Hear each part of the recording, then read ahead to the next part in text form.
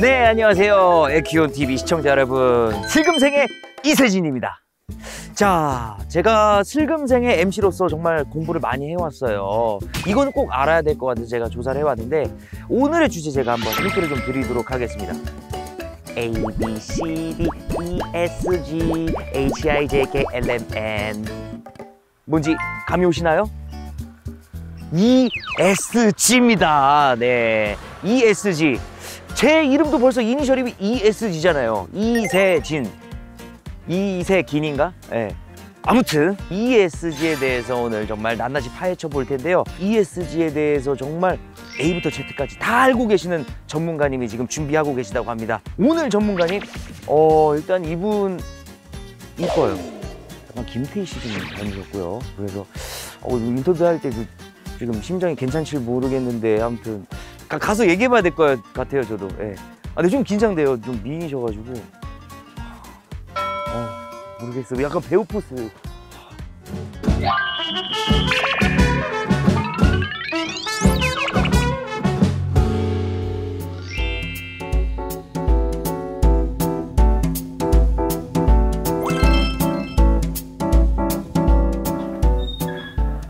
안녕하세요. 어디 계신가요, 전문가님? 앞에 계시잖아요. 어디? 무슨 소리예요? 꽃밖에 없는데? 안녕하세요. 사람이었네? 감쪽같죠? 굉장히 미인이시네요. 본인 소개 부탁드리겠습니다. 안녕하세요. 저 ESG 2050 혁명 저자 강재수입니다.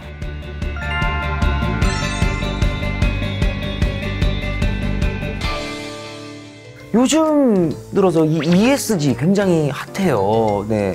막 뉴스 요즘 빠지는 곳 없이 다 ESG 기업, ESG 문화 이렇게 나오고 그러더라고요. 근데 이제 제가 너무 궁금했던 거는요. ESG가 주식이나 부동산 정보도 아닌데 왜 기업인도 아니고 정치인도 아닌 일반인인 우리가 ESG에 대해 이렇게 알아야 될까요? 우리 삶과 굉장히 밀접한 관련이 있기 때문인데요. 우리가 일을 하는 회사, 그리고 내가 살아내는 환경과 사회, 그리고 이 지배 구조의 방식이 모든 게 다 ESG와 연관이 있기 때문입니다. 제가 이 슬금생의 MC지 않습니까? 그래서 제가 공부를 하고 왔어요. ESG, 환경을 보고 미래를 위한 투자, 이게 맞나요? 굉장히 임팩트 있고 요약적으로 잘 설명을 주신 것 같아요. ESG는 우리가 살고 있는 환경, 사회, 거버넌스 이 세 가지 측면으로 지속 가능한 점을 강조하면서 접근하는 하나의 방식입니다. 그렇기 때문에 기업과 우리가 살아가는 사람, 그리고 환경, 사회 이 모두가 지속 가능한 점을 강조하면서 접근을 하는 관점이다라고 바라보시면 좋을 것 같습니다. 그 ESG에 관한 책을 쓰셨다고 하셨잖아요. 네, 바로 이 책 맞나요? 맞습니다. 네. 2050 ESG 혁명. 예, 이 책. 혹시 이게 약간 그런 거 치약 이름 있잖아요. 2080 치약. 네. 그런 느낌처럼 2050년까지 미래를 내다보자 그런 의미로 2050인가요? 아니면은 2050년까지 ESG를 도입하고 실질적으로 실행하는 기업들이 많아지면 좋겠다라고 해서 우리 그때까지 같이 혁명적으로 한번 도입을 해보자라고 하는 개념이 담아 있기도 하고요. 방금 떠올랐는데 20대부터 50대까지 모두가 같이 도입을 해서 실행하면 좋겠다라고 하는 설명하면 더 좋을 것 같습니다. 이렇게 또 혁명이라고까지 말씀을 하셨잖아요. 이제 혁명이라고 하니까 산업혁명, 뭔가 이제 사회를 확 바꿀 것 같은 그런 혁명이라고 느껴지는데 그런 의미가 맞나요? 맞습니다. 우리가 말씀하신 것처럼 산업혁명은 사람들이 주도를 했습니다. 과연 ESG 그럼 누가 주도를 해야 될까요? 우리요. 네. 맞습니다. 네. ESG 혁명은 관점의 전환이에요. 기업이라고 하는 존재는 굉장히 오래전부터 반세기 100년 더 역사적으로 지속되어 왔던 존재죠. 근데 왜 어느 날 갑자기 이 ESG가 두둥 하고 나타나서 뉴스와 미디어, 매스컴에 계속 이야기가 되고 회자가 될까요? 왜냐하면 우리는 기업을 바라볼 때 기업은요, 단순히 제품을 생산하고 또 판매하는 역할에 그치지 않았어요. 그러나 우리가 반세기가 넘을 때 우리가 살고 있는 지구에서 나타났던 상황들을 좀 같이 보면요. 우리는 지구 온난화를 겪고 있고요. 환경 문제를 겪고 있고요. 인권 문제를 또 같이 겪고 있고, 기업의 역할이 강조됨에 따라서 기업의 파워는 어디까지인가, 윤리 경영이 중요하다라고 하는 다양한 목소리들이 나타나거든요. 그러면서 우리는 기업은 어떻게 보면 사회 하나의 구성원으로서 사회적 책임이 더 있어야 된다. 그리고 같이 지속 가능한 사회를 만들 때 더 책임의식을 가져야 되고, 그것이 기업의 경영에 포함이 되어야 된다라고 하는 이 관점이거든요. 기업의 생존까지 달린 문제라고요. 실질적으로 일반인들한테는 아직 크게 실감을 하지 못하겠지만, 기업 입장에서는 이 일회성이 아니라 기업의 장기적인 지속가능 성장 그리고 생존이 달렸다고 말씀을 드릴 수가 있어요. 그 이유는 뭐냐면요, 이 투자자들의 시선인데요. 투자자들이 이제는 더 이상 돈을 많이 번다고 무조건 투자를 하지 않습니다.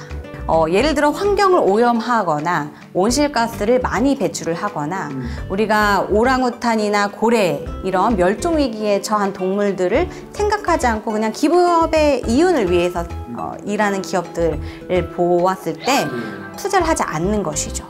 기업이라면 이런 윤리적 경영을 해야 되는 거 아니야? 기업이라면 올바르게 사회 구성원으로서 일을 해야 되는 거 아니야? 라고 말씀을 하셨어요. 단순히 기업이 이윤만 창출하는 게 아니라 사회에 어떤 영향을 주는지가 굉장히 중요한 잣대가 된 거죠. 예전에는 착하면은 안 된다. 착하게 살면은 바보다.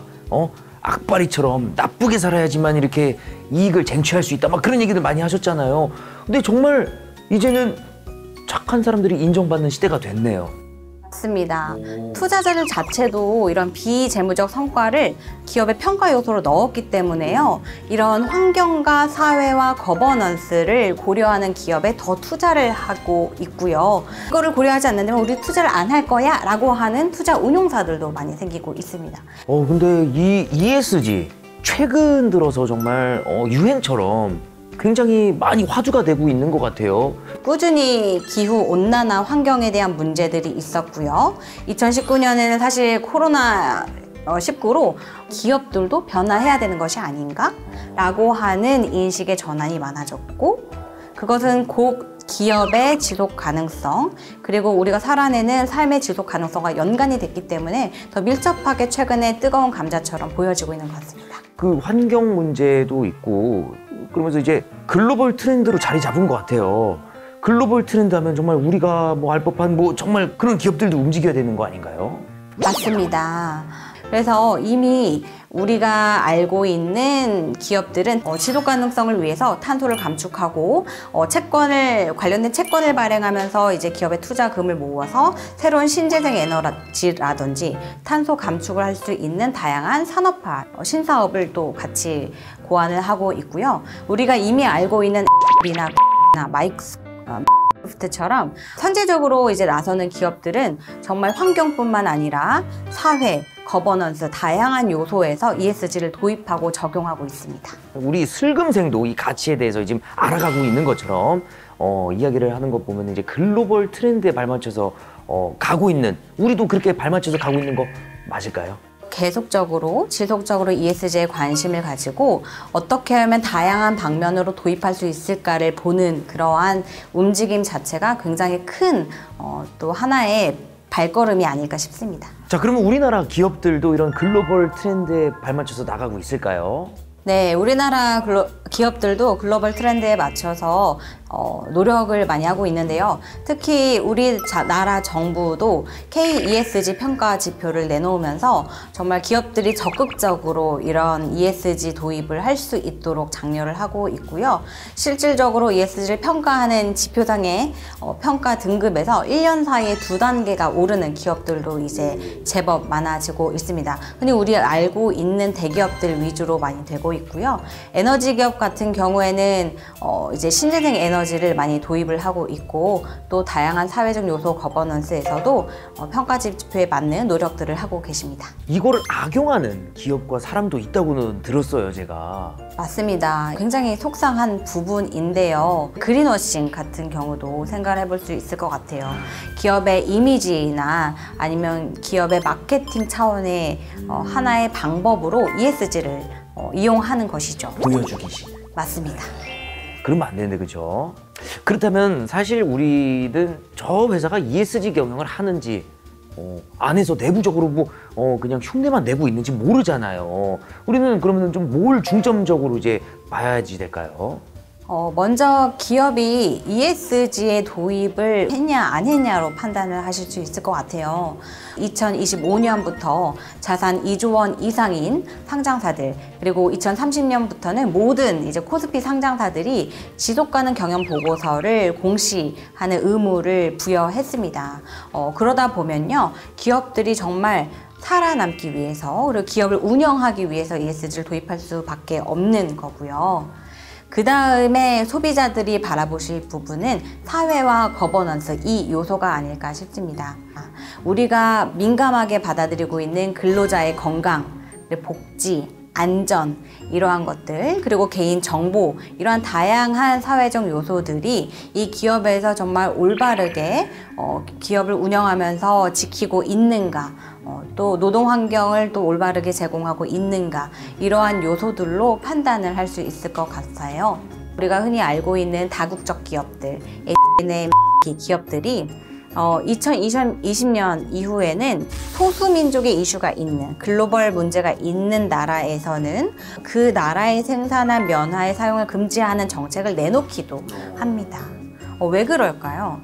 기업들이 실질적으로 사회에 대한 영향력을 스스로 인지하고 있고, 이를 기업의 경영에 반영하는 모습을 볼 수 있는 것이죠. 이런 식으로 기업이 사회의 정의에 부합하는 방식으로 운영되고 있음을 계속해서 소비자들한테 말씀드리고 또 실질적으로 도입하고 있고, 그러면서 고객, 주주, 협력사까지 이런 이해관계자들까지의 운영을 범위를 넓히는 이런 사례가 ESG 사례이고, 이것들이 소비자가 판단할 수 있는 지표가 아닐까 싶습니다. 작가님 이야기를 듣다 보니까 정말 어떤 이 금융투자에 대한 국한되어 있는 게 아니라 사회를 올바른 길로 인도하는 그런 지표라고 생각이 들어요. 근데 새로운 것들이 아니고 정말 아주 기본적이면서도 원래 잘 지켜야 되는 그런 것들 아닌가요? 맞습니다. 정말 기본적인 것들에 다시 집중하는 시기가 아닌가 싶은데요. 이렇게 내실을 단단히 깨끗하게 다지는 것 또한 중요하다는 것을 이번 ESG를 통해서 좀 느끼셨으면 좋겠습니다. 여기 역시도 ESG에 관심이 정말 지대하다고 합니다. 슬금생의 아버지가 바로 또 여기 에큐온이거든요. 에큐온에서는 올해 5월부터 ESG 경영 비전을 선포했다고 하는데요. 우선 회사 자체 내에서도 온실가스 배출량을 자체적으로 줄이고 있고, 최근 10월에 서스틴베스트의 ESG 평가 결과 우수한 등급인 A를 받았다고 합니다. 그리고 UN 글로벌 컴팩트, TCFD, PCAF와 같은 글로벌 ESG 이니셔티브 가입은 물론이고, 국제 환경 경영 시스템 ISO 14001 또한 최근에 갱신했다고 하네요. 이 정도면은 에큐온 박수 쳐줘야 되는 거 아닙니까? ESG 정말 잘 지키고 있어요, 그죠? 맞습니다. 사실 기업이 ESG를 내부적으로 도입하는 게 쉬운 일은 아니세요. 그리고 도입함과 동시에 또 좋은 등급을 받으시는 것도 굉장히 어려운 과제입니다. 그럼에도 불구하고 선도적으로 자진해서 자발적으로 이렇게 ESG를 도입하시고, 또 투자에도 또 실천을 하시고, 내부적으로 직원들을 또 살피시는 ESG, 환경과 사회 거버넌스를 생각하시는 모습이 굉장히 인상 깊습니다. 오늘 어떻게 좀 ESG 저번 편보다 좀 더 디테일하게 정말 일단은 오늘 사실 조금 어지러웠던 게 생소했던 단어들이 많이 나와가지고 조금은 당황했어요. 근데 되게 알기 쉽게 잘 설명을 해주셔가지고 감사합니다. 네. 잘 들으셔서 감사합니다. 네. 뭐 하나 퀴즈 내주세요. 그럼요. 거버넌스의 한글은? 지배계층. 땡! 지배구조. 지배구조. 맞아. 집에 이게 자꾸 자꾸 하층민에 있었다 보니까 제가 이렇게 거기에 대한 이게 좀 트라우마가 있습니다. 네, 지배 부조. 2022년 바야흐로 투자의 시대 아니겠습니까? ESG를 바로 알고 기업뿐만 아니라 개인도 지구를 위해, 환경을 위해, 사람을 위해 투자하고 관심도 투자할 수 있다면 정말 좋지 않을까요? 그럼 다음 시간에 더 슬기롭게 만나 뵐게요. 금융 정보가 슬금슬금.